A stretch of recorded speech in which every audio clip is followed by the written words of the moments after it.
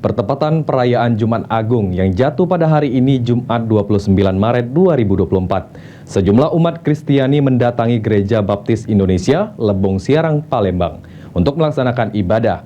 Suasana perayaan Jumat Agung pun berjalan dengan hikmat.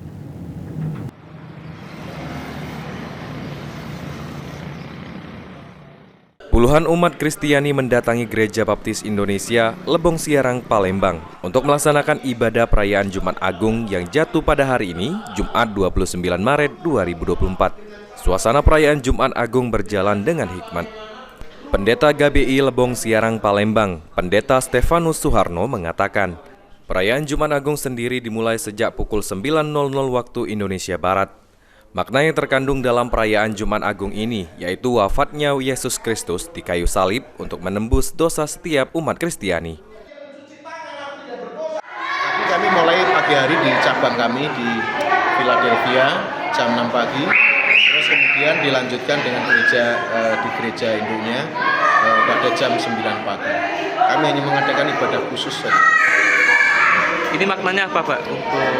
Makna yang kami ambil dari Jumat Agung ini adalah bahwa lewat kematian Tuhan Yesus Kristus di atas kayu salib itu mengingatkan kami bahwa itulah kasih yang terbesar, bahwa seluruh dosa-dosa kami sudah dibereskan di situ, dan sekarang tanggung jawab dari kami orang percaya, kita orang percaya, bagaimana manusia lama kita ini kita akan matikan, kita kuburkan supaya kita bisa hidup untuk kepentingan Tuhan.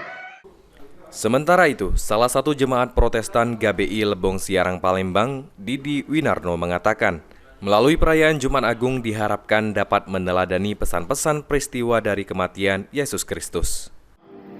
Alkitab dengan tegas mengatakan untuk mengenang kembali kemerdekaan dan pada akhirnya penebusan yang dilakukan oleh Tuhan Yesus sebagai Jadi Jumat Agung Siarang secara khusus selalu menegaskan dan menekankan bahwa Tuhan Yesus sudah menebus dosa-dosa kita di kayu salib, dan kita harus meneladani seperti yang Tuhan Yesus lakukan. Itu yang ditekankan bagi kami khususnya jemaat.